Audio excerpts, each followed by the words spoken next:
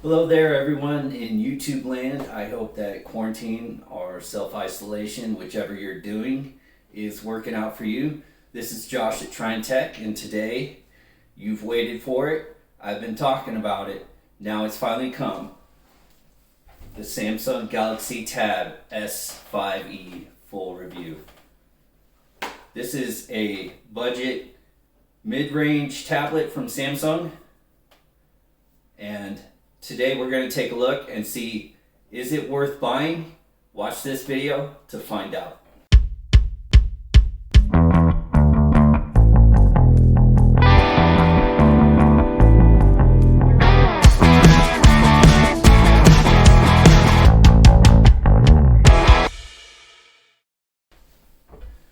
Alright, welcome back. And for a review, we're going to be talking about quite a few things here. We're going to talk about specs, design, performance, benchmarks. We'll go over a couple benchmarks, audio, display, camera, a little bit of gaming, and then I'll go over some of my other thoughts with the laptop, and then I'll wrap up with a summary. So first off, as far as specs go, this tablet here comes with 6 gigabytes of RAM, has 128 gigabytes of ROM or onboard storage, and also comes with a beautiful 2560 by 1600 AMOLED display. And honestly, when it comes to this tablet, that's going to be the real star of the show. Some other things notable about this tablet, it is very thin, very light, weighs in at 400 grams. It is 5.5 millimeters thin. It has 7,045 milliamp hour battery. Front camera is 8 megapixels and the single rear shooter is 13 megapixels. Has quad speakers tuned by AKG, as well as able to be outfitted with expanded storage with a micro SD card up to 512 gigabytes. So even if you don't splurge or spring for the extra onboard storage of the 128 gigabyte model here, you will be able to expand that storage. The main reason why I purchased this model here that I'm reviewing is that extra RAM with the 6 gigabytes of RAM, because I bought this tablet to use for multitasking. I wanted a thin and light kind of 2-in-1 device that I didn't have to carry around my laptop, but if I was just doing things like Word documents or maybe taking some notes, not handwritten notes. If you want to take handwritten notes, you're going to be far better suited with the Samsung Galaxy Tab S6 or the soon coming Galaxy Tab S6 Lite. All right, but it does have 6 gigabytes of RAM. So for multitasking, if you're doing light work, running a bunch of apps, it's really good for that. So if you're going to be doing a lot of multitasking, you're going to want that extra 6 gigs of RAM. Some other notable specs is in the power button, there is a fingerprint scanner, okay, for quick unlocking of your device.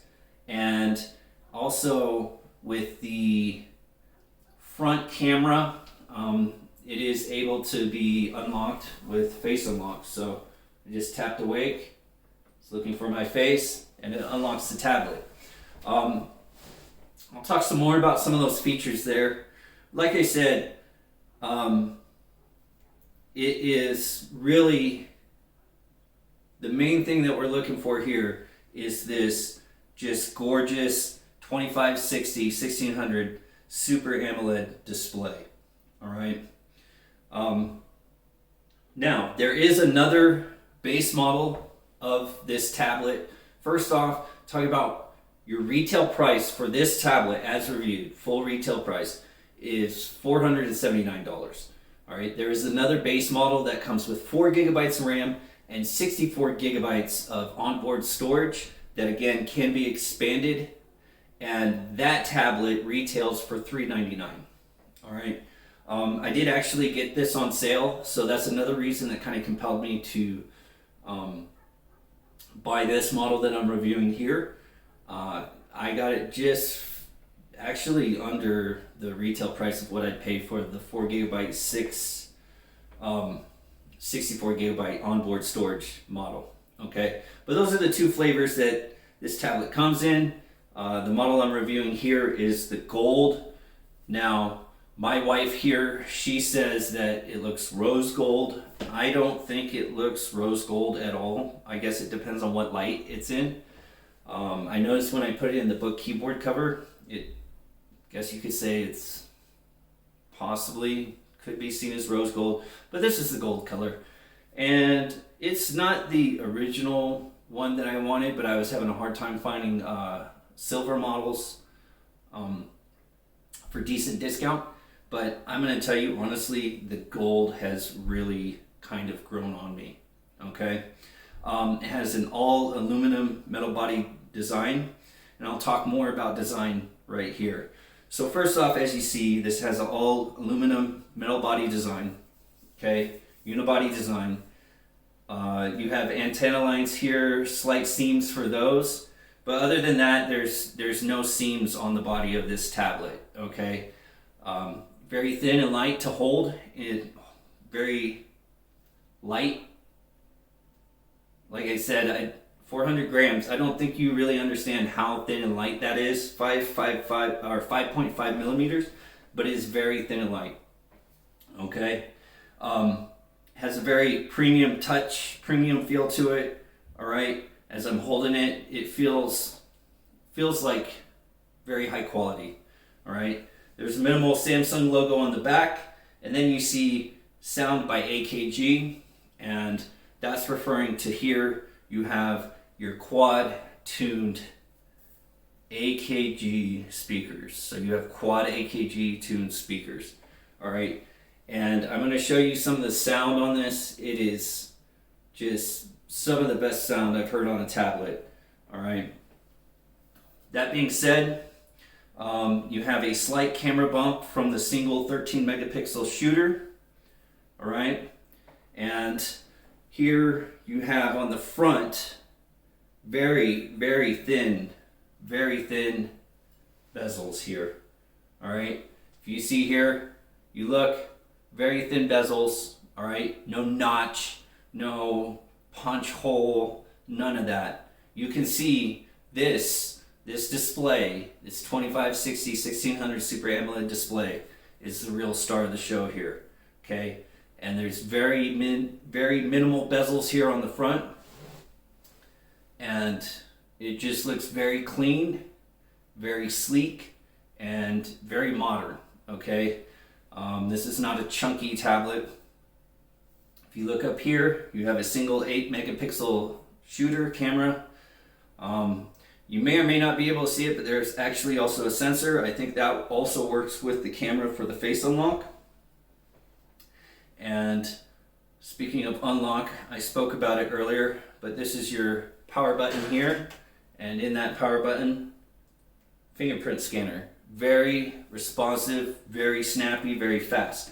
The only issue with that fingerprint scanner, I haven't had misregistered finger presses. What I've had is, because this power button is just slightly recessed, if you're not looking at it and you don't fully press your finger on it, then you won't realize that you've actually missed the fingerprint scanner, so it might not register. But as far as actually pressing it, boom. Okay, it missed it that time. Boom. Boom. Oh, missed it that time. So sometimes it doesn't register. I think at that point the sensor got dirty. Okay, yeah, because I wiped it off and now it's working fine. But overall, it's very accurate, very fast. I want to say this is the same fingerprint scanner that's contained in the Samsung Galaxy S9. From what I've researched, what I've studied, that's the case. Now, if you also want to use your face unlock, like I said, you tap to wake, or if you have a smart case, and it unlocks. It's not quite as accurate as the fingerprint scanner, and it's not quite as fast, but it definitely works. I haven't tried to fool it with a picture or anything, but there is some concern that it's not quite as secure as using the fingerprint scanner. Honestly, I'm not too worried about anyone trying to break into my tablet. So I have both set up. In the event that the face unlock is not working, I use the fingerprint scanner. Overall, both work very well, and it's really just a matter of preference. But either way, if you have a smart book cover, it will wake. When it wakes, it'll look for your face if you have the face unlock set up, and then it'll open up. So some other things to note here. Right here next to the power button, you have your volume rocker up and down. All right, so just note the up and down. Up is as you're holding it in portrait orientation, and down is as you're holding in portrait orientation. Some other things, you may or may not be able to see it because it's that well hidden, but if you look right there, there is a slot for your SD card. So this is not an LTE variant, it's a Wi-Fi only variant, so you are not going to be able to see, there's no slot for a SIM card. And then right next to there is a microphone, okay, so for video calls. All right, now, a couple other things to note. You have your pogo pin connectors. These pogo pin connectors are used for the smart keyboard. Also used for, there's a Samsung's charging dock, and that charging dock, when you put this tablet in there and you put on a feature, I want to say it's called Smart Board or something like that, dashboard, something like that. Anyway, Samsung has a feature where when you're charging the tablet, so if this was sitting in the dock and it was charging, it will display notifications, weather, and other stats that you would find useful, kind of like, the Echo Show that Amazon has. It doesn't have near the functionality that Echo Show does. First off, I think most people that have used Samsung devices can all agree that Bixby has a ways to go. It's gotten better, but it definitely has a way to go. It's not Google Assistant, and it's definitely not Alexa, okay? But that being said, it's a cool feature. It'll put on a screensaver. So it overall, very cool feature, very, very neat, all right? Along with this, honestly, this whole design just screams quality. And like I said, the beginning price for this tablet is $399. But when you hold it, it really feels like you're holding, I don't know how to say this, a far more expensive tablet. The build quality is very nice, it's very premium. Design is very sleek, very modern, thin bezels, AMOLED display, and for what you're getting for the price, the only thing I think that even comes close to it as far as quality for the price is the iPad mini. As far as the iPad Air is the only other device I've held where I'm like, man, this just feels really good to hold. And because it's so thin and light, you can hold it with one hand very easily. Read your ebooks, read your comics, read PDFs, what have you, and it just feels good to hold in the hand. Holding it in landscape mode, it just feels really good.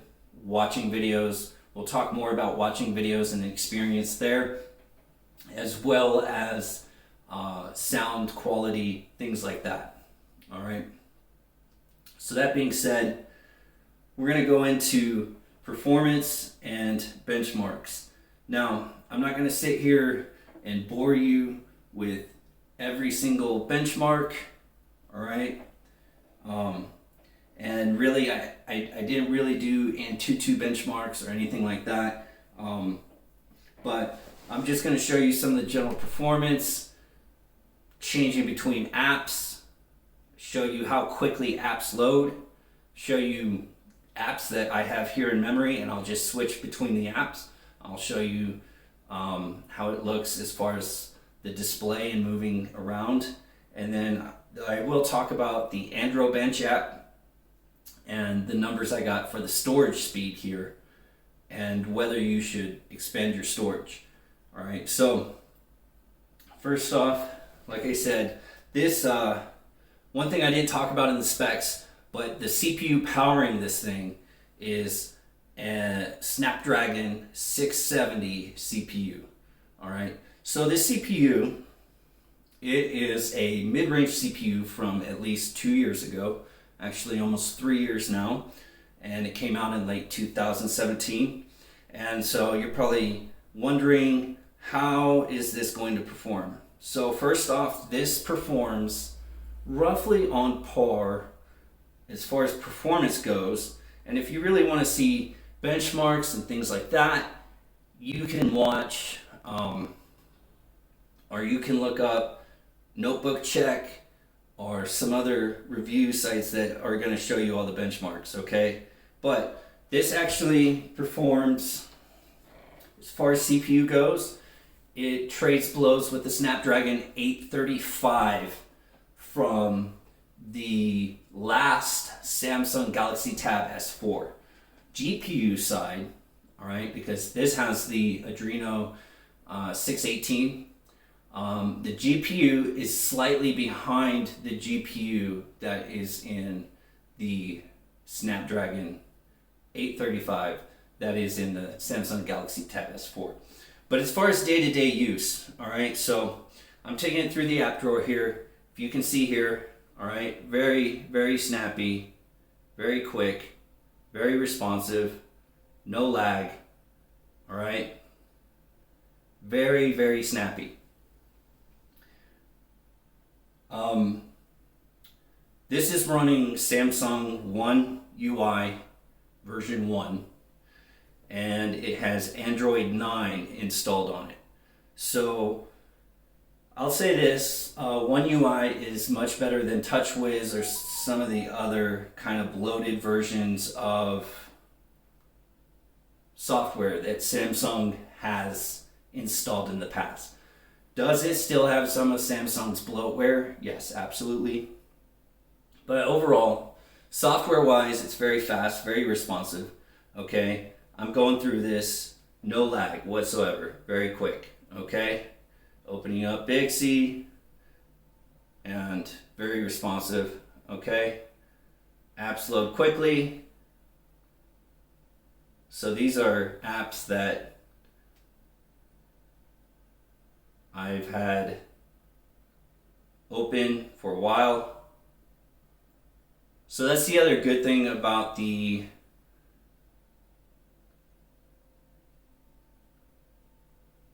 about the 6 gigabytes of RAM, is that a lot of these apps are saved to RAM instead of being saved to the storage or memory. Okay, actually opening a game here. All right, that loaded pretty quickly. There's my script for this video. All right, you see I'm scrolling through here. There's only been a couple of times where I've noticed really any slowdown. One was when I was first installing this tablet. I was setting up everything and it was installing a whole bunch of apps at the same time. So there was a lot of processes going at the same time. And that was really probably the only time I really noticed any noticeable slowdown. The other time was I was loading some PDFs and I was going through some PDFs here. And when I was going through the PDFs, let's see if I still have that PDF on here. Let's go into my files.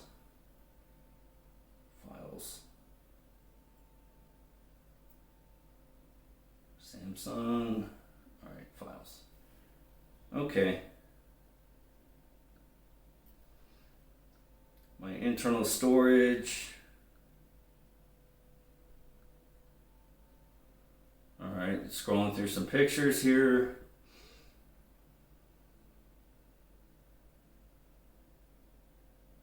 Thought maybe it would be here.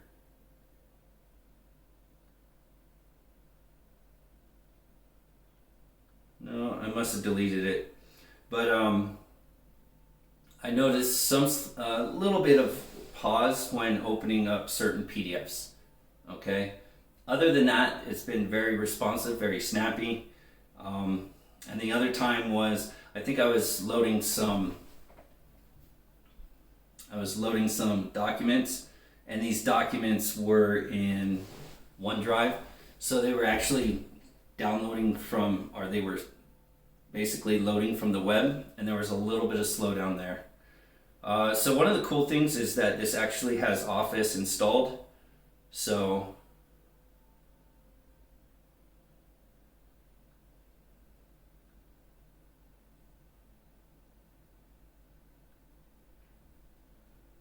this comes with Office installed, and like I said, when I'm working on things here, it's very snappy. Now that loading there was because it was actually pulling from OneDrive. So there was a little bit of pulling from OneDrive, but overall, it's been very snappy, very responsive. For most people, it's going to be fast enough. Okay? Now, one of the benchmarks that I did run on this was Andro Bench. And so for Andro Bench, I was able to get as far as my speeds. Alright, so these are my results from Andro Bench. Storage wise, the storage is not the fastest, okay? You get about 289, 290 megabytes per second read speeds. Write speeds, sequential was 178. All right, random was 80 megabytes per second, and random write was 15. So this is definitely not rocking like UFS 3.1 or even 3.0. All right, so my guess is that I would have to double check and verify, but I believe this is running UFS 2.0 storage. So is it the fastest internal storage? No, it's not. Is it fast enough? Yes, for most things, it's fast enough. Like I said, you saw me load some apps, you saw me load a lot of documents and files. It's fast enough, okay?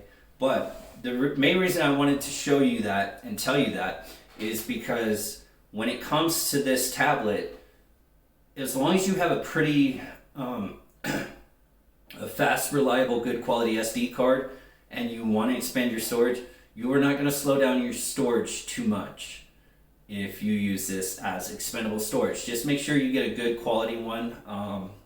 Right now I have 128 gigs on here on the built-in storage, and I'm using 35 gigs. Okay, so see my storage there, 35 gigs of 128. Now I have a couple games installed on here and quite a few apps. All right, you see my apps here, and then you have the Samsung bloatware that's in there. All right, but overall it's worked out very good for me.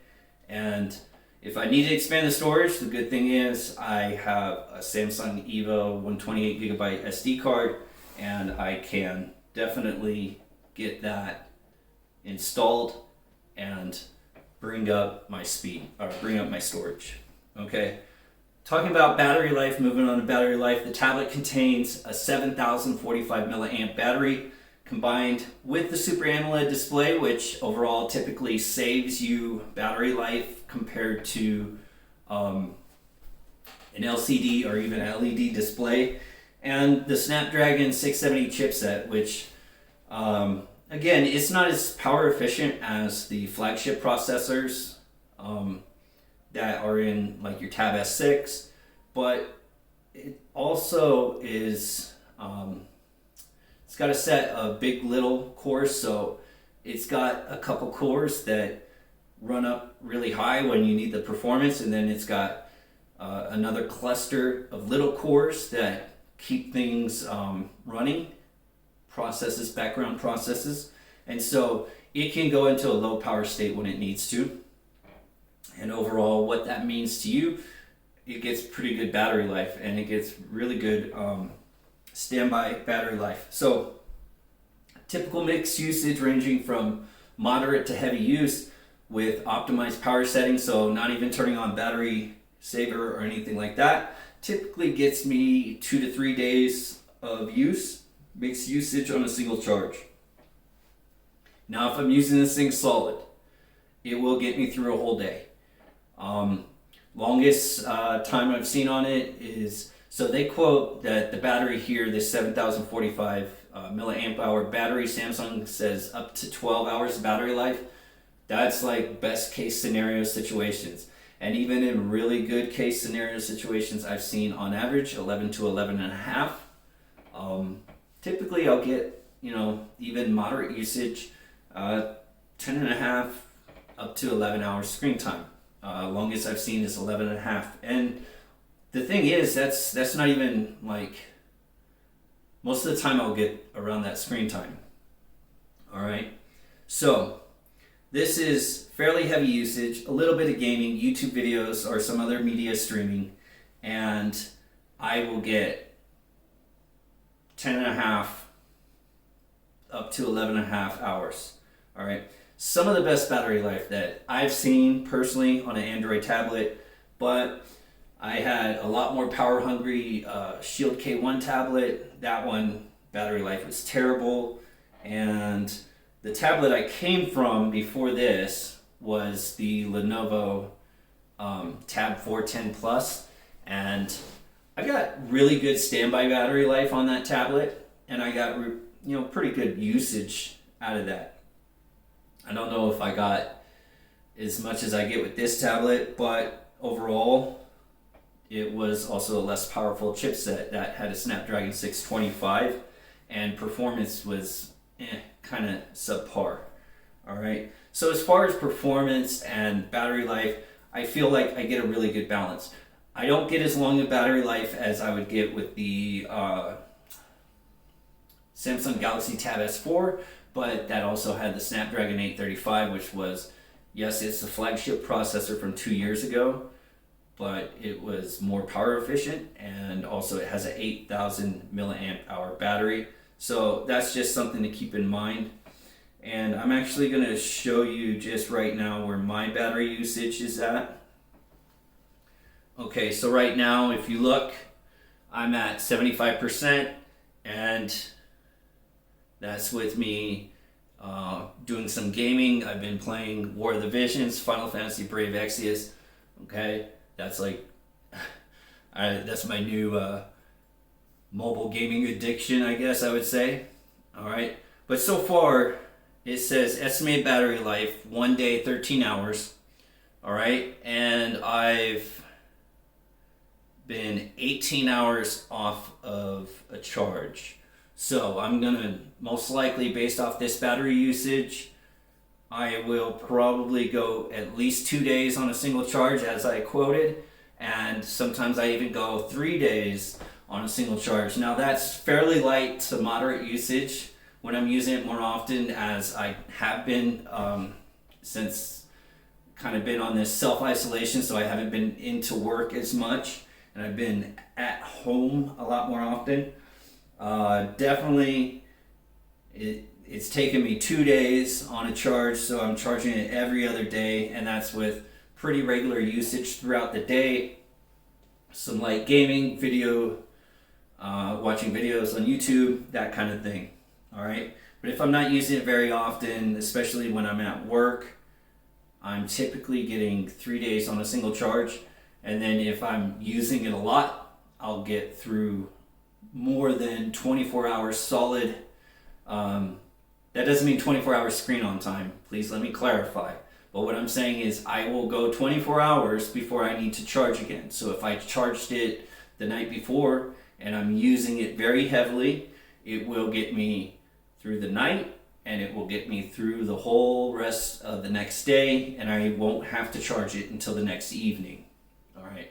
So don't think that you're going to get like a 24-hour streaming, binge watching marathon session on this battery, because you won't. Like I said, Samsung quotes like 12 or 13 hours. I've gotten, best I've gotten is like 11 and a half of actual screen on time. Typically it'll be more so towards 10.5 or 11. All right, but overall battery life is really good. This tablet does support quick charge, so it comes with a 10 watt power brick. It's not very large. I actually don't have it with me, but it's basically like the same size power brick that you would have like on the Samsung Galaxy S9. But it does support fast charge, and I can go from 15 or 14%. Basically, I run it down until it's red and then charge it up to full, and I'll get a full charge in approximately 2 hours 10 minutes, 2 hours 15 minutes, depending. All right, but overall, really good battery life here. Okay, so whether you're gaming, watching videos, just consuming media, doing a little bit of work, I find the main app when I'm doing work related stuff that really drains down the battery life is the Zoom app, which it's a great app for teleconferencing and stuff, but it just really drains my battery. I don't know why it is, but like I said, for a tablet, it's really good. You're not going to get iPad level battery life here, but for Android tablets, it's more than typical for an Android tablet, and the stock settings at your standby battery life is actually really good. So typically, if I charge this up and I have it at a certain percentage, overnight, I'll typically see standby battery drain overnight anywhere between 2 to 3%, which is very good. It's more than reasonable.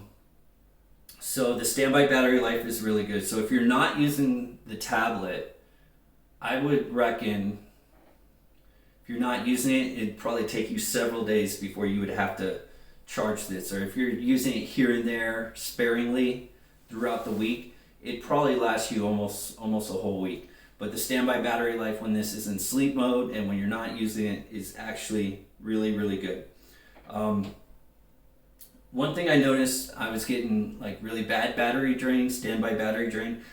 Turns out I had EV launcher because I wanted something a little bit closer to stock Android as far as my app drawer and things like that. And I wanted something closer to a Google Now feed. Nothing against Bixby, I personally don't like Bixby.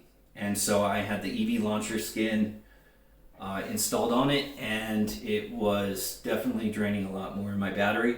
So I uninstalled it. Once I did that, went back to like 2 to 3% standby battery drain overnight. So, like I said, battery life is good. It's very good. Okay. As far as we're going to talk about gaming, and I'm going to show you a couple gaming tests. All right. This, again, Snapdragon 670. It is not the strongest processor. All right. If I was going to gig one thing about this tablet, I wish that Samsung had put a little bit more powerful, a little bit more modern, updated chipset in it. But it's fast enough for most uses. It's going to get the job done. Okay? And that includes gaming. Is it the quickest? No, absolutely not. It's not the fastest chipset. It's not the most powerful chipset.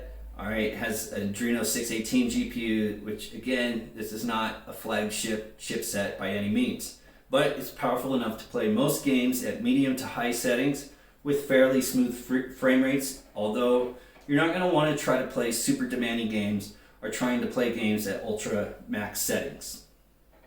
Okay, so Fortnite, I wouldn't recommend trying to play Fortnite, but we're going to show you COD Mobile. And since I'm playing Final Fantasy Brave Exvius War of the Visions, it's a mouthful, I know. I'm going to show you some gameplay on that. Okay, it's not the most demanding game, but the graphics look okay. And we're going to see how it fares, all right? I was going to show you some PUBG Mobile gameplay, but I haven't reinstalled that game. So we're just going to show a couple games. You're going to get to see how it plays. We'll play COD Mobile at medium settings, and I'm going to show you War of the Visions, a little bit of War of the Visions gameplay. sped up at 1.5, so you'll get to watch just one battle playthrough and see that overall, if you're doing some light gaming, it's going to get the job done. It's smooth enough. It's definitely a lot better than the Lenovo Tab 410 Plus that I had. That had a Snapdragon 625, and a lot of times when I'd be gaming, it just really lagged. Okay, so stay tuned. We're going to show you a little bit of gaming performance here, and then we'll come back and finish the rest of the review. Okay, we're back. So I'm in game now. I'm in COD Mobile here. So just to show you real quick what my settings are. High with frame rate on high. If you want 60 FPS, you can put on max. I typically will run it at either medium and max or high and high. So we're going to run it on high and high. And then I'll show you what it looks like on medium and max. And then we will go from there. Okay, so right now, realistic. Oh, this is new. They must have just added this. This is a lot more like PUBG because it has realistic, dynamic, and standard. So right now it's on realistic, high, real-time shadows on. Okay, and I'm playing with computer. All right, and we'll turn up the sound a little bit. All right, so I don't know if it's doing any justice here, but we're gonna go here and we're just gonna get into quick play. All right, so you look here, I'm in high settings. Graphics look very nice. Right now it's very smooth, and we're just gonna play some Frontline Random.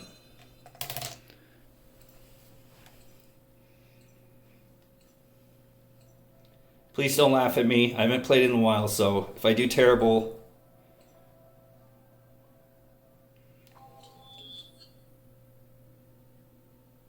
all right, we're going to zoom in a little bit here.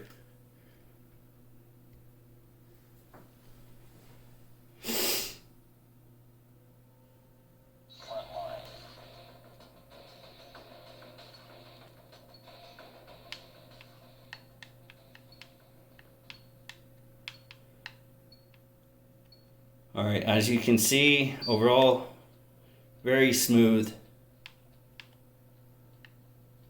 Really no noticeable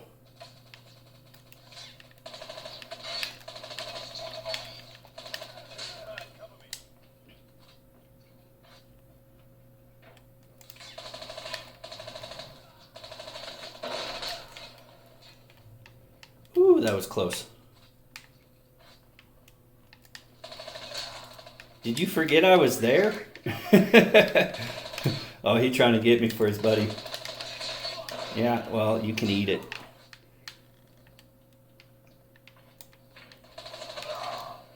Oh, got killed.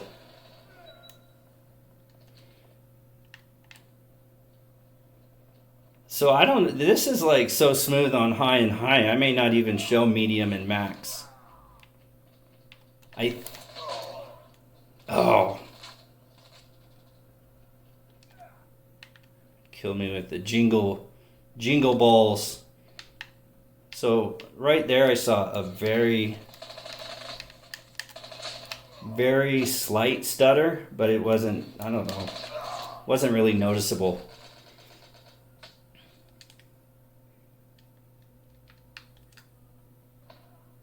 Okay, not sure what happened there. Just kind of froze. I don't know if that's the app, because it sure wasn't happening during gameplay. Okay, I'm holding my own. Damn it. What a time to run out of ammo. He slid right into my shots.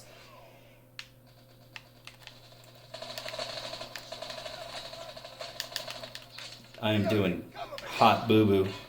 Hot doo-doo. Oh, no. We're still winning. We're up. We're up. Come on.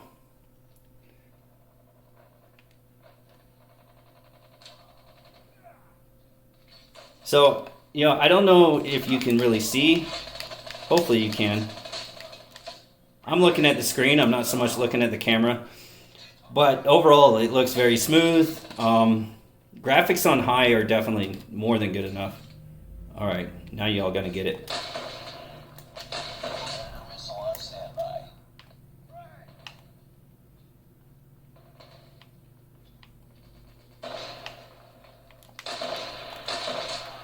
Eat it. Eat a weenie.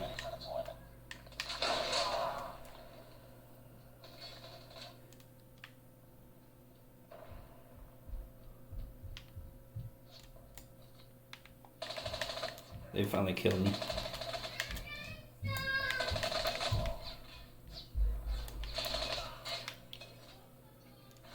Got one more. One more. Am I gonna get the final kill? Oh, I think we're going to 50.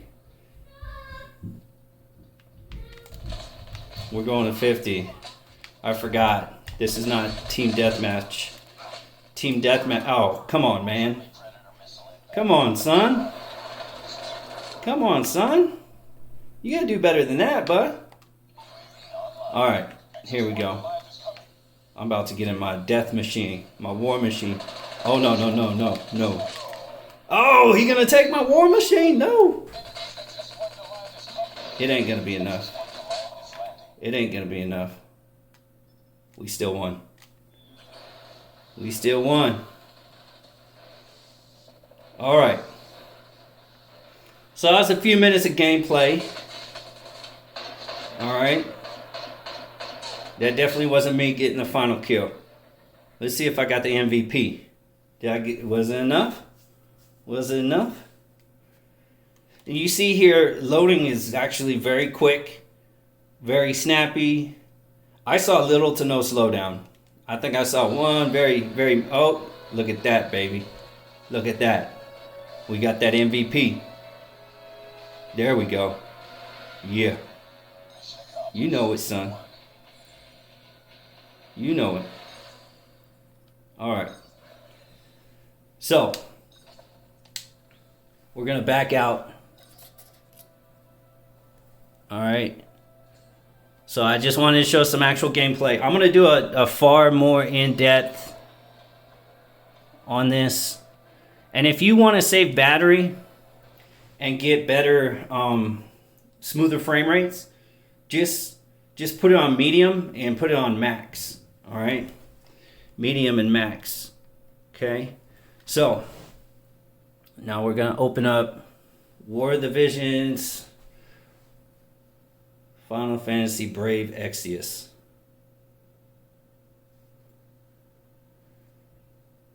Okay. Now this here, I'm going to tell you, this is not the most demanding game at all. All right, this does not use controller. Oh.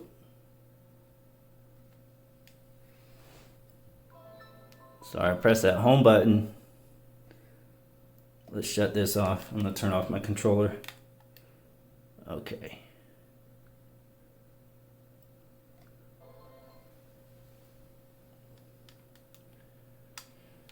Alright, so this is not like the quickest, or I should say, it's not like the best looking game, but it is a 3D game. It's typical of a lot of the games that you will probably play on a mobile device. So, and I just find it to be lots of fun. But overall, let's see. Let's go here.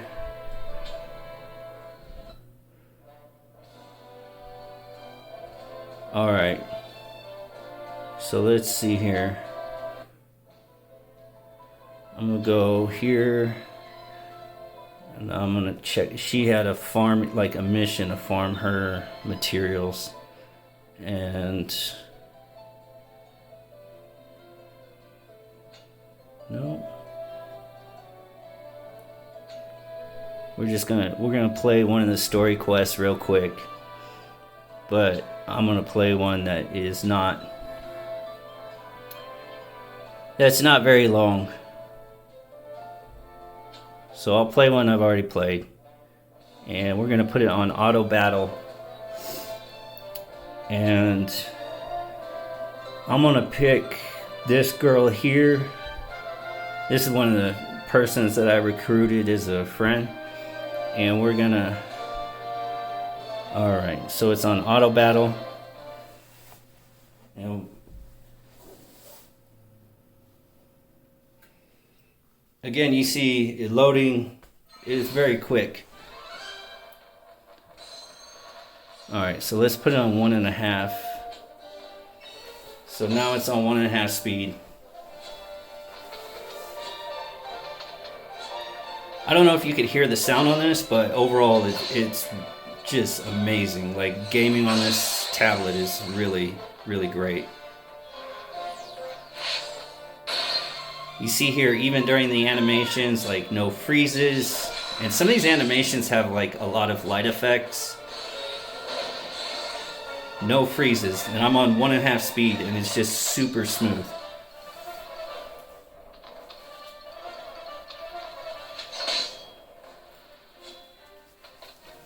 In a later video, I will do a more in-depth gaming video, and I'll also run some emulation, probably some Dreamcast emulation, some PSP emulation, nothing too heavy. I'm not going to try to do PS2. That PS2 emulation right now will break this tablet down like a shotgun.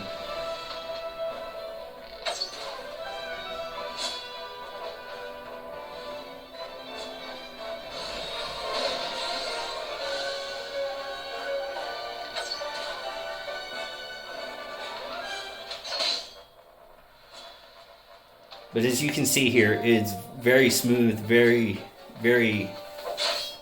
like no stutters, no freezes. I think on this game I've maybe seen one stutter. And even with Medina, who is that OP mage, unfortunately I did not pull her, but even on her super high flash animation moves, nothing, like no slowdowns.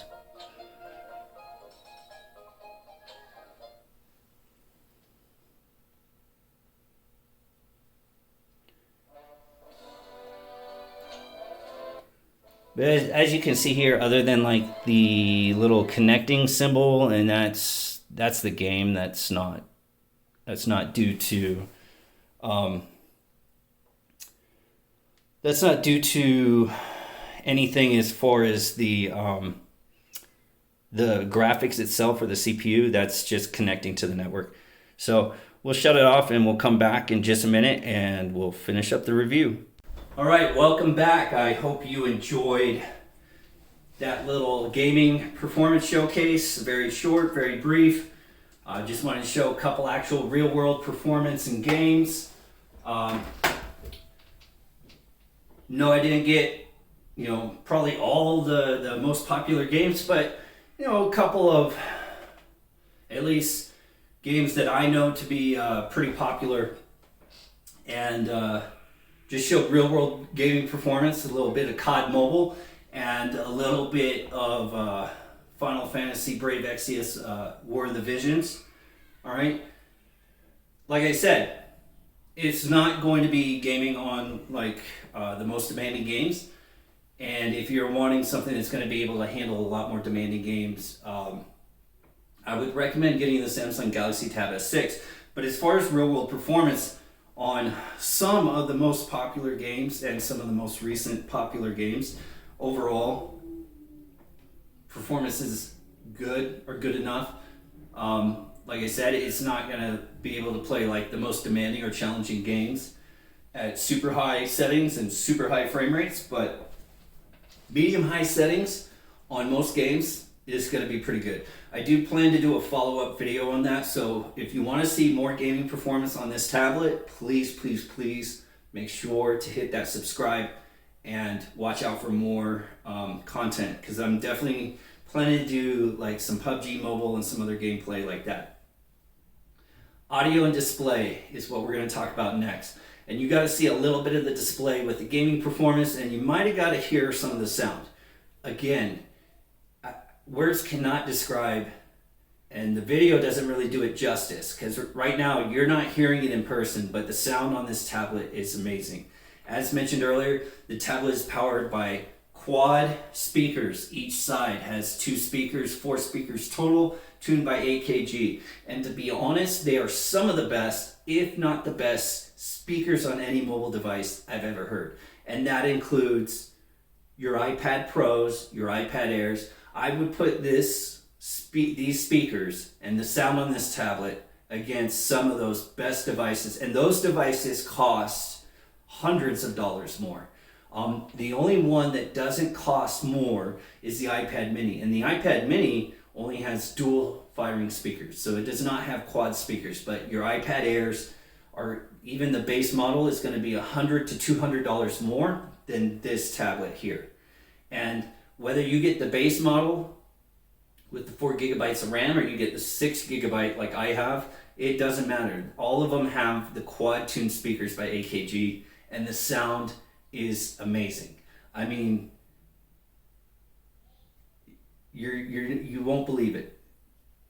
It's got also powered by Dolby Surround Sound, and a lot of devices I've had have been powered by Dolby Surround Sound, but a lot of them don't sound like it, because I had the Lenovo Tab 410 Plus. As I mentioned, it was the tab that I upgraded from with this tablet, and it had Dolby Surround Sound. It had dual firing speakers. Did not sound near as good as this. It's some of the most realistic sound I've heard from any mobile device. It's that good. So I'm going to play some sound samples here. I'm going to stop talking about it. Again, it doesn't do you justice, really, but I'm going to play some sound samples, and then we're going to play some YouTube videos, show you the display. The Super AMOLED display on this is, I'm going to say it's equally as good. And everybody knows Samsung, first off, they're one of the biggest Super AMOLED display makers, and they make some of the best, if not the best, displays. All right. So one of the things that this tablet really excels at is media consumption. Okay. And whether you're watching YouTube videos, listening to music, what have you, it doesn't matter. It just really sounds good on this tablet. So I'm going to play some music here. I'm going to show a YouTube video, 1440p YouTube video, okay? And we're just going to take a look at some of the sound samples here on this tablet and what media streaming content watching looks like. And again, it's not going to do it justice, okay? But just stay tuned. We're going to show some video, and we're going to show off some audio. All right, so stay tuned. I'm going to play some YouTube videos, and hopefully this video doesn't get copyright struck. Okay, so we're back. We're in the YouTube app, and so I'm going to play some non-copyright sounds here, and we're going to listen to some music, and then I'm going to show you what 1440p content looks like on this, so you can just get a kind of feel of what typical 1440p content will look like and sound like. I have not downloaded any 1440p videos just for this tablet. All right, and I'm going to talk about some of the things about this tablet compared to the Samsung Galaxy Tab S6 when it comes to content.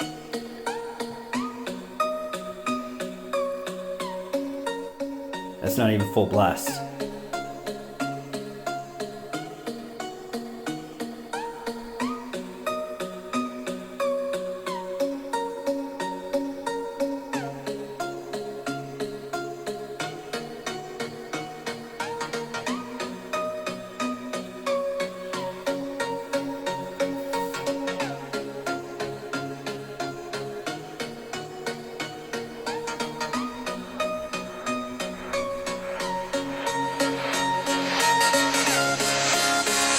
Almost full blast.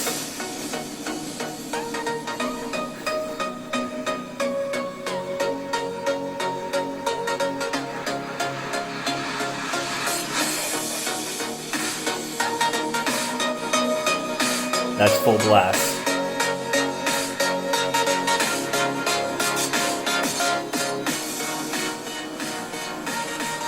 So even at full blast,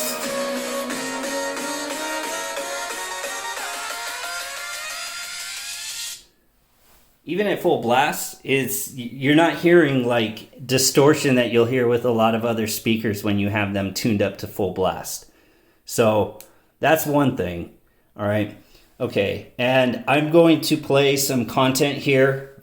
Credit to Mr. Who's the Boss here. And Mr. Who's the Boss, if you're watching my little like 55 viewer channel, please know I am not stealing your content. This is fair use. I just really like your content and it looks really good. And I want to show what 1440p content looks like, and I don't have any. iPhone sticks closest to reality. Samsung takes that reality and adds a little bit of extra vibrance, and Huawei's is just a little bit different. All right, so it's on 1440p right now. Huawei just took the saturation slider and whacked it up to max settings. The P40 Pro's output, if anything, is actually the least saturated 1440p. in a lot of cases. It's similar to the iPhones, but almost a little bit fainter. And if you look at the bright areas, you can see it does occasionally overexpose. This brightness, though, may well be in part because of its huge camera sensor, which... So as you see, content on this 1440p YouTube videos just look amazing. And I'm going to tell you, after going to this display resolution, like I'm never going back. Like just 1440p on a Super AMOLED display really just does it no justice. All right, so we'll come back and we're going to talk about a couple other thoughts and summary. So stay tuned. We'll be right back. Okay, welcome back. So hopefully that gave you a pretty good sample of what media consumption looks like on this tablet. Overall, if there's one thing that I think this thing is really a shining star at, the display obviously, but I would say a close second for supporting role is the quad-tuned AKG speakers. Just blows the roof off, okay? Like I said, some of the best sound I've heard on a speaker, on a mobile device, all right? So, main star, lead, Super AMOLED display, no doubt. Close, best assistant actress or actor, definitely going to be these speakers. Overall, both combined make a great media consumption experience. Now, one thing to note, and I briefly touched on it, this tablet, and I don't know why, Samsung, if you can give me an answer why, and you see my 55 subscriber channel, if you could tell me why we don't have HDR enabled on this display, please let me know. Because as far as I'm tracking, this does not have HDR enabled. If I was to play actual HDR content natively, it would not display as HDR. You're still going to get very deep blacks. You're going to get very good rich colors, vibrant colors. They're still going to pop, but you're not going to get that extra pop that you get with HDR. Samsung, I don't know why you don't have it enabled on this tablet, because I know this display, I know it supports HDR content. I know hardware-wise, it supports HDR content. And I've found some forum threads saying that apparently there is a way to go in to hidden settings and actually enable HDR on this. I have not done that. I haven't figured out how to do it. Trust me, if I do, I will do another video showing how to enable HDR in your Samsung Galaxy S5e. But out of the box, stock, I'm letting you know right now, it does not. It does not natively support HDR. Samsung, please, please, please, if you can, unless there's some other reason I'm not tracking, besides just, oh, we're just only going to support HDR on our flagship device. If you got a better reason than that, please, software update, if we can get HDR enabled. I'm being told it can be done. I don't know how true that is. I will definitely research it some more, and if I can, I will. So,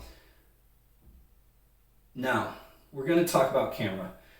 And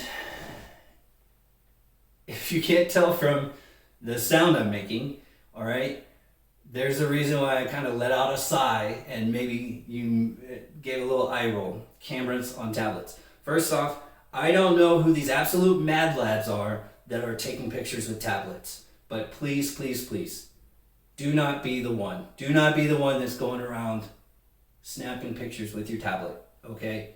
I will laugh at you in public and humiliate you, okay? But the cameras on these tablets are not that bad for being tablet cameras, okay?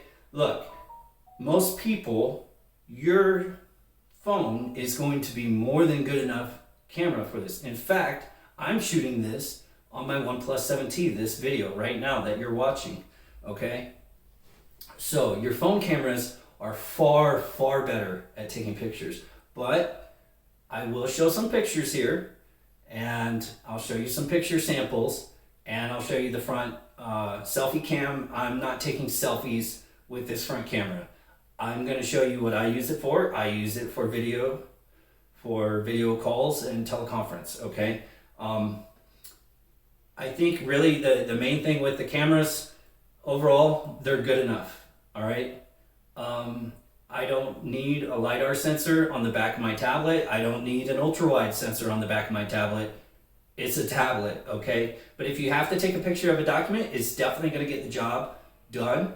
Pictures are surprisingly clear. I've been told that this thing can shoot 4K 30 FPS quality with the rear camera. Am I doing it? No. Why?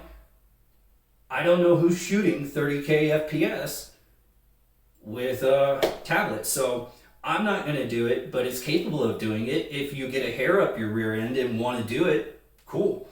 The front camera is 8 megapixels, the rear camera is 13 megapixels. My main gripe here with the camera is this location, and I'll show you again when I show the close-up. Right here is the camera, so it's fine if you're holding it in portrait, but with the included keyboard cover, if you're doing a video call, it's actually going to be off center, okay? Is it going to be a deal breaker for you? I don't know. Is it a deal breaker for me? No, but just something to note is that when you're doing a video teleconference, and if it's in landscape mode, the video is going to be slightly off center because of the orientation of this camera. Me personally, I would have preferred it right up top here in the middle. All right, so stay tuned. I'm going to show you some close-up shots of the camera, the rear camera, some stills, and then I'm going to show you video and what the sound and the mic quality sounds like. Stay tuned, and then we'll get ready to go through my other thoughts and summary after this. All right, here we go. Okay, so I'm going to show you some sample camera shots with the tablet. And if you see here, this is in landscape mode here. All right, so while first off, it's a tablet, okay?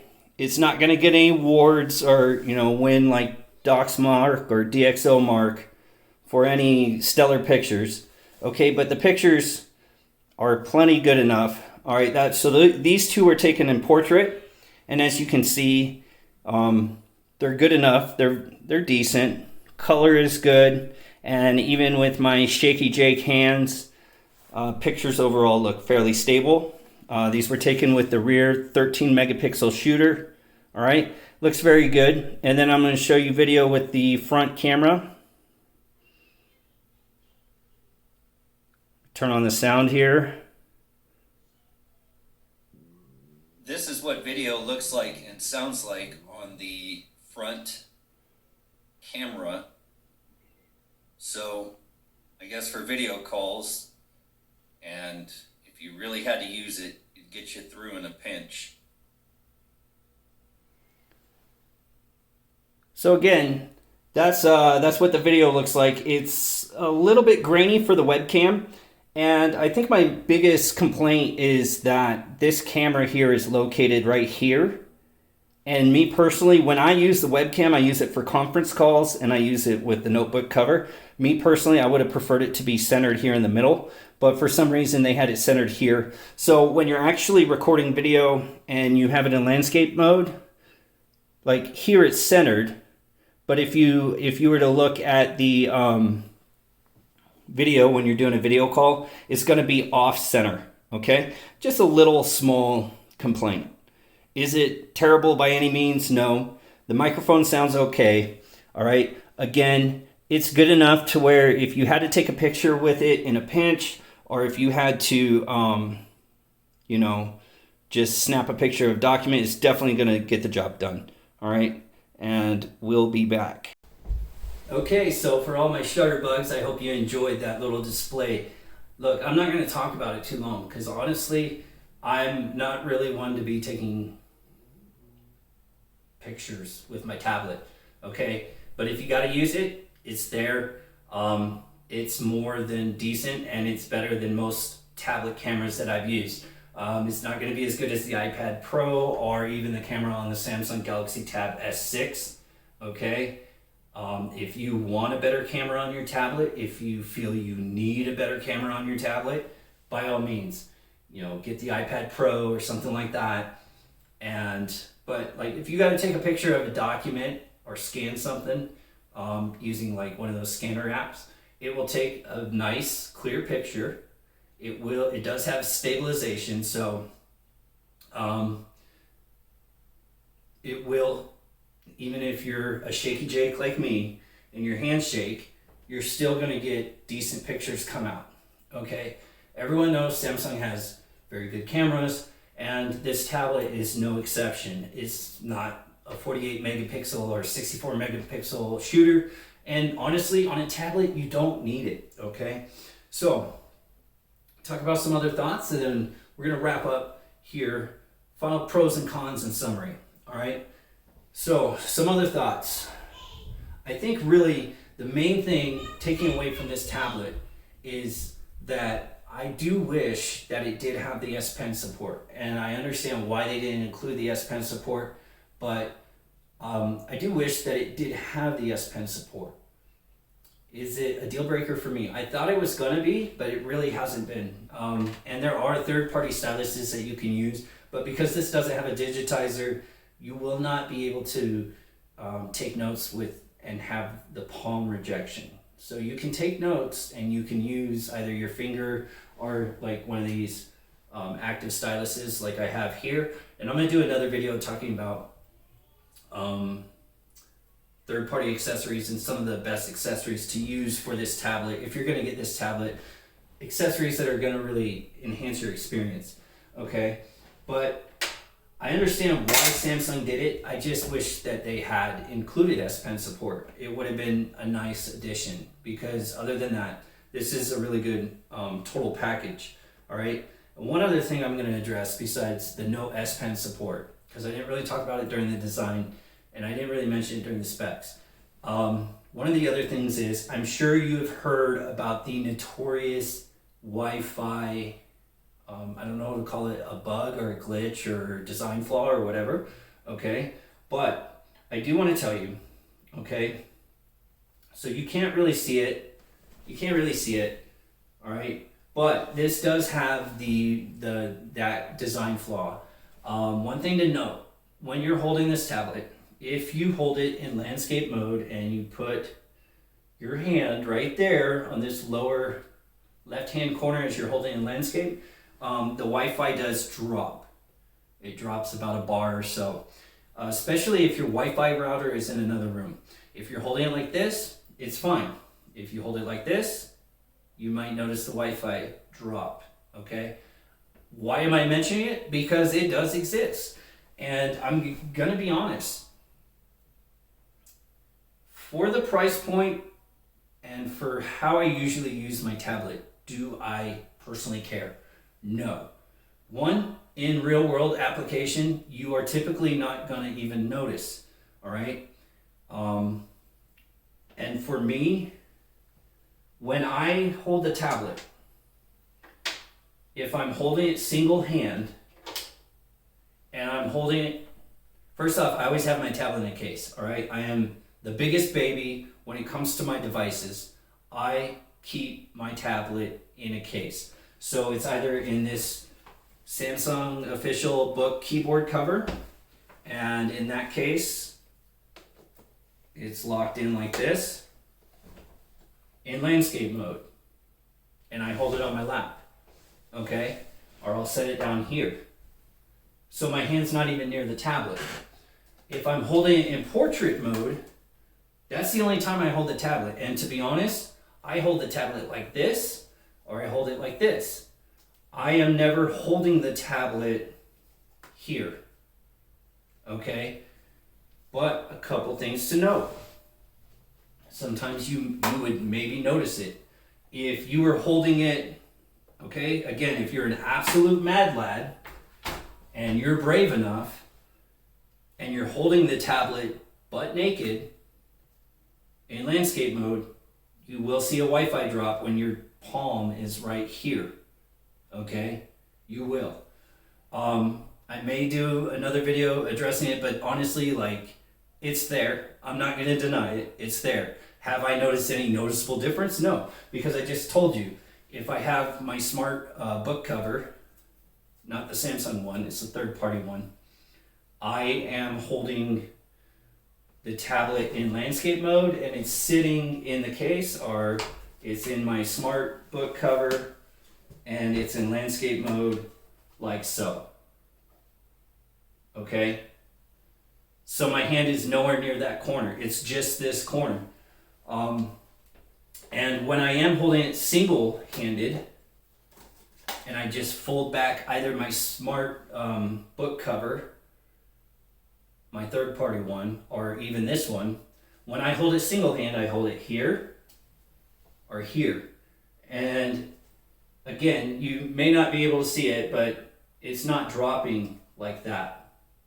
Okay? So, is it an issue to me? No. Will it be an issue to you? Maybe. Who am I to judge? Okay? Who am I to judge? But it's not an issue for me. Now, that being said, should the fault even be present on the tablet? No, it should not. This fault should not exist. Okay?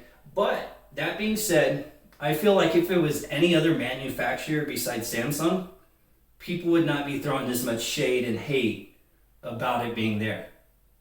Okay? I believe it's a hardware issue. I don't believe it's a software related issue. So unfortunately, I don't think it's something that Samsung can fix with an update or a patch. And if they could, I would ask why it hasn't been fixed already. I also, for whatever reason, don't think that it's just limited to like maybe the first release ones. I don't know how old this date of manufacture is, but this tablet has the issue. I'd have to take a look and see if somehow I could find out when this one was manufactured. I don't know if there's a newer batch that's exempt or doesn't have the issue, but I will say that Samsung, it's still unforgivable. The fault should not be here at all. This is such a good tablet. Like I said, besides the fact that it doesn't have S Pen support and the slightly, I don't want to say underpowered, but you could have put a more powerful processor in here. But this issue should not exist at all. It mars what is almost, as far for me, like almost a perfect experience with this tablet.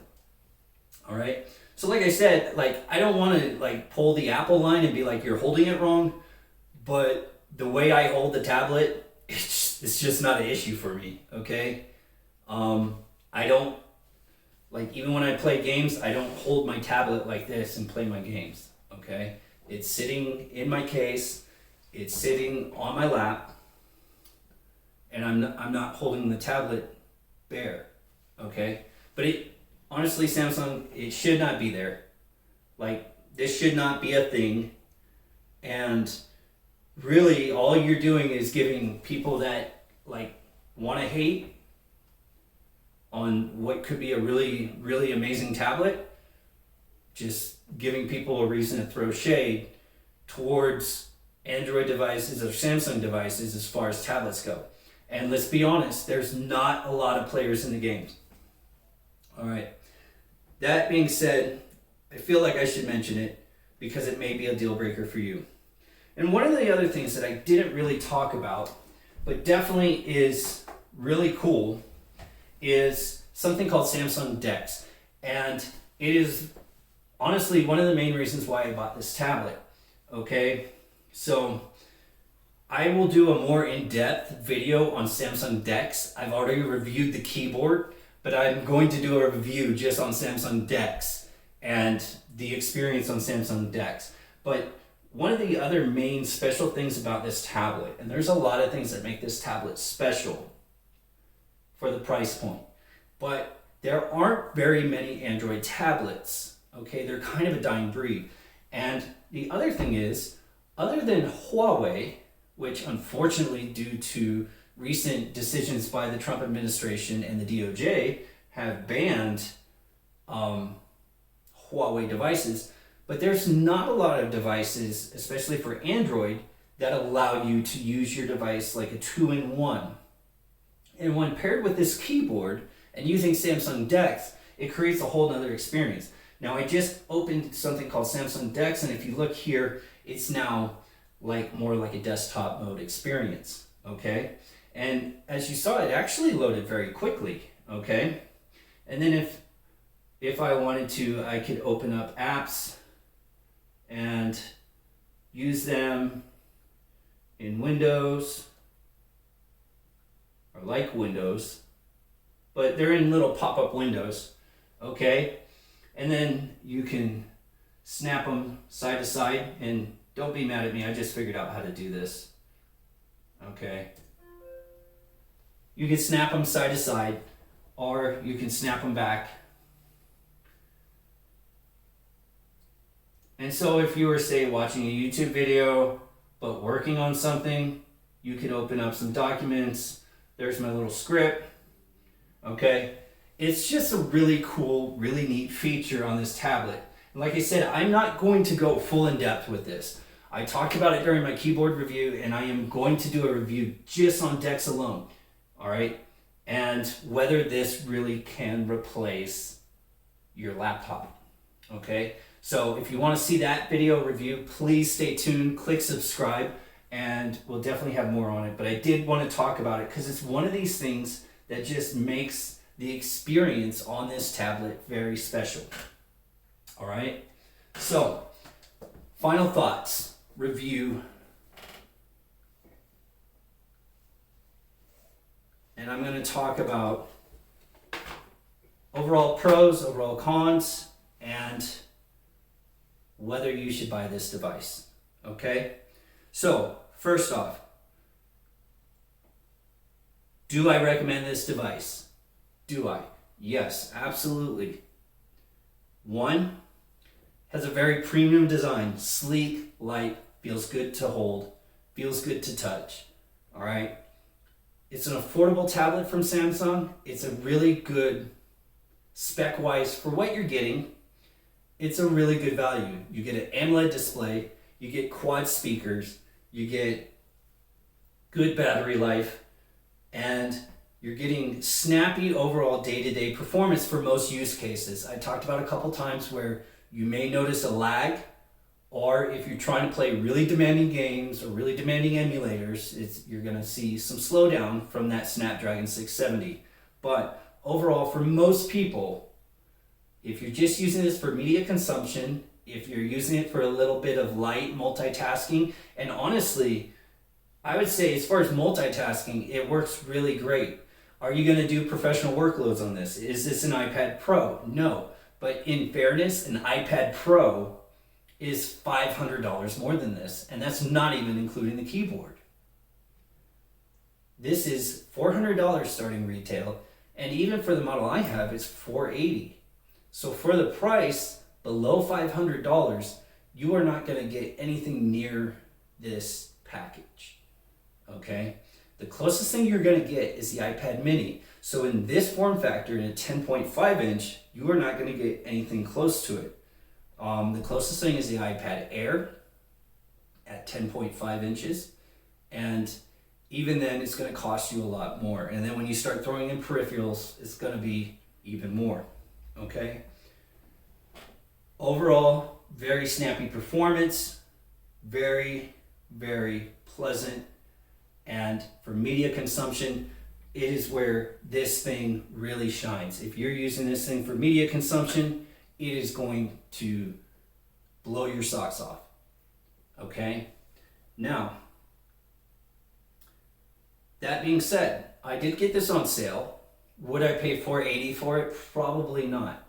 I would probably pay, I'd say $50 off or more on these. And that typically when these go on sale, typically I've seen sales of usually $50 off, so it'll be like around $430. And then you'll get the keyboard case on sale for around $80. So the whole package, even with the keyboard case, costs you around $500. And mine actually cost less than that, but I got a really big discount when I bought mine on eBay. Some of the cons though, no S Pen support. Samsung, it just feels like a missed opportunity. And based off what I've been seeing for the specs for the Galaxy Tab S6 Lite, that ain't it, Chief. That is not it. Okay? You've got 4 gigs. I think you've got a Zenus 9611 processor.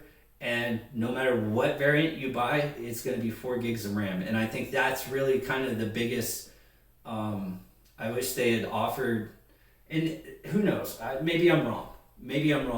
Maybe Samsung will come out with a 6 gigabyte variant of the Samsung Galaxy Tab S6 Lite with 6 gigs and 128 gigabytes, but I haven't seen it. And honestly, the Exynos 9611 processor is actually a little bit slower CPU-wise, and GPU-wise, it's a lot slower than the Snapdragon 670. So your gaming performance is not going to be as good. And on top of that, the CPU side is a little bit slower or about the same, but it comes in just under a Snapdragon 670. So, I mean, I just really would have liked the S Pen support. Now, I would have liked it. I don't need it. I thought I was going to need it, but honestly, using it and I typically use my pen more as a stylus because I hate putting my grubby, greasy, oily fingerprints all over my display. Right now, this is driving me crazy. Okay, but I usually typically use my pen as a stylus. I will sometimes take handwritten notes, but honestly, lately, if I've been taking notes, I just type them with the keyboard, and it's been just as good.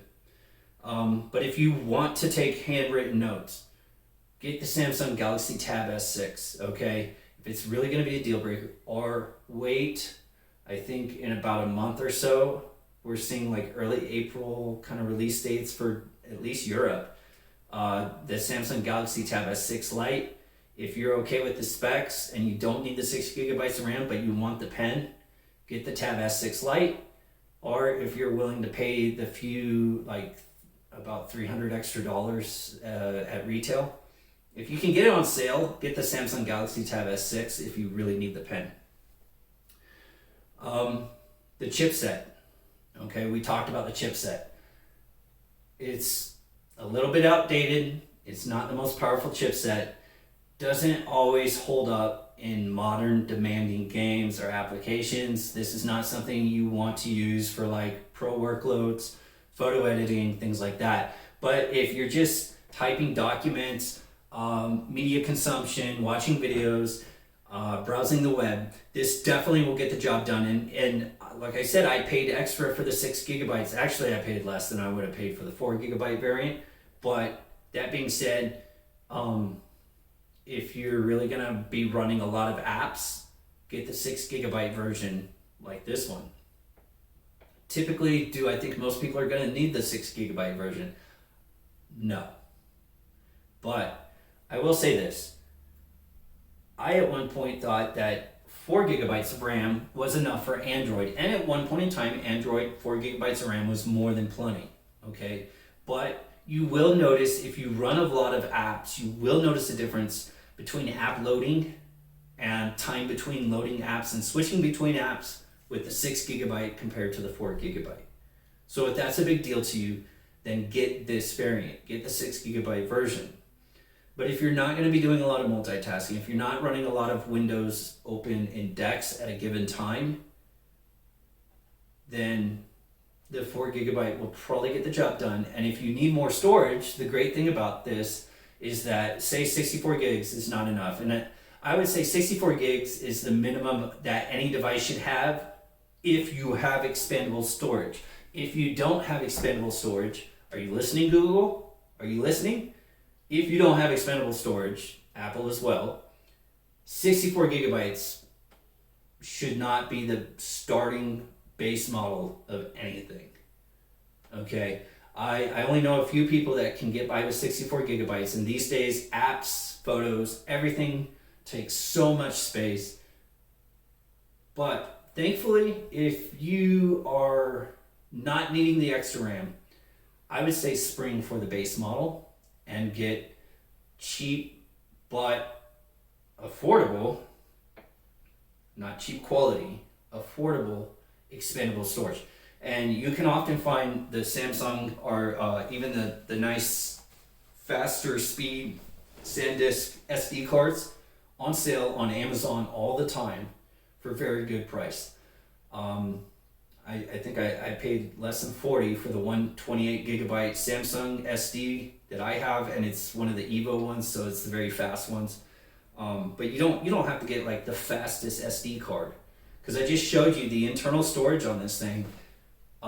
Sequential read speeds are 300 megabytes per second, or just under, and sequential writes, and that's really, it's those write speeds that you're going to want, some of the faster speeds. But even the sequential writes are just over 100 megabytes per second. They're like 126.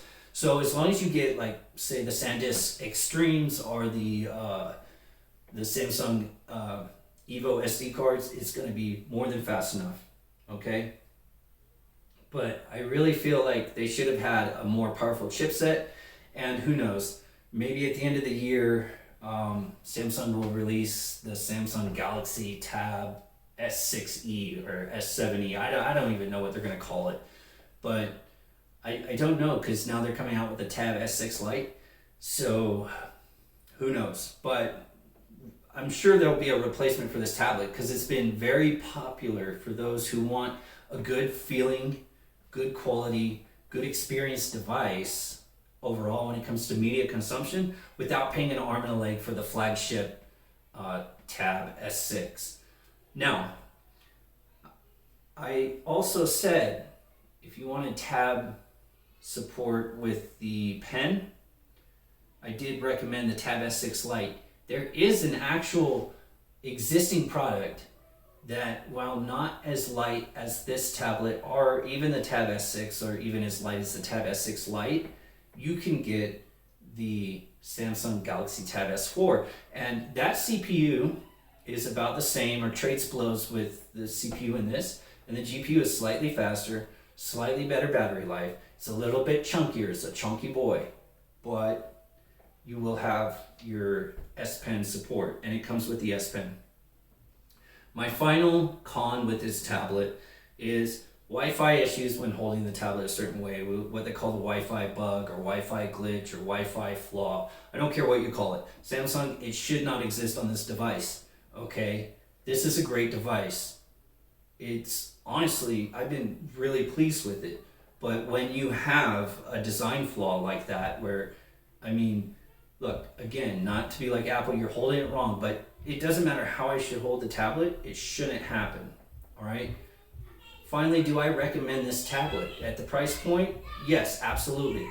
I'm gonna give you a secret. I paid $375 for the 6 gigabyte version, and at that price, absolutely I recommend it. I would recommend this variant with the 6 gigabyte RAM. Probably, I wouldn't pay more than $430 for it. I wouldn't pay retail for it, but it's still not a bad deal for what you're getting. If you want to save some money, get the 4 gigabyte version if you don't need the extra RAM. If you're not worried about future proofing, okay, get the 4 gigabyte variant.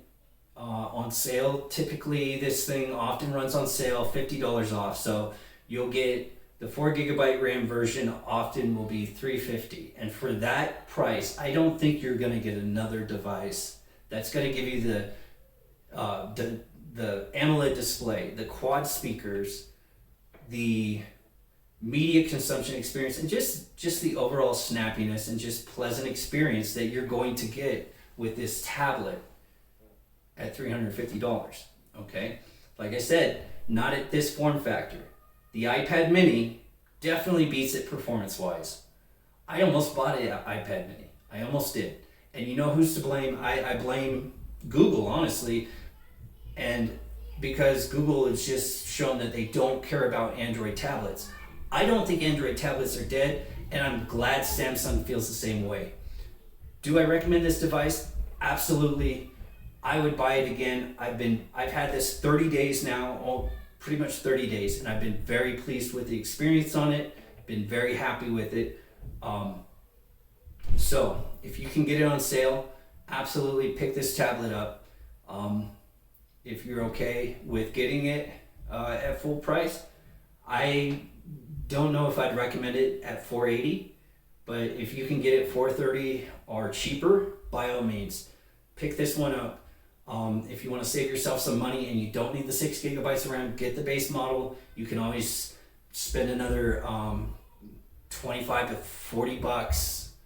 Flash storage, good quality flash storage. It's so cheap now. Just pop in another SD card, call it a day, and keep it moving. All right. I hope you enjoyed this video. All right. I worked really hard on this video, so please, please, please click that thumbs up if you liked it. I hope this video helped you out. And if it did, please again, click that thumbs up. If you didn't like this video, please click that thumbs down. It's gonna make me sad. It's gonna break my heart, but I'll be okay. As long as you please leave a comment, let me know why didn't you like the video. I can't get any better if you don't tell me, all right? If you wanna see more content, I will be doing more content on this tablet. Like I said, I'm planning on doing some gaming, some emulation tests. I want to do some more video streaming, and hopefully I can figure out a way to enable HDR on this thing. If I can, I'm definitely going to do a tutorial on that. But I definitely have more content coming. If you want to see more content, if you like my stuff, please click subscribe, ring the bell for notifications. Thanks for watching. This is Josh at Try and Tech, signing off the net.